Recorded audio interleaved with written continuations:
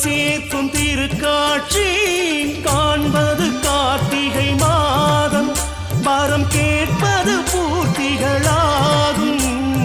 போய் வர கீர்த்திகள் சேரும் சிவம் பேரில் கீர்த்தனை போதும் பரணி தீபம் வெகு தூரம் வழிகாட்டும் சிவமலையை நெருங்கிடவே தீபம் ஒளி தீபம் திரு அண்ணாமலையார் தீபம்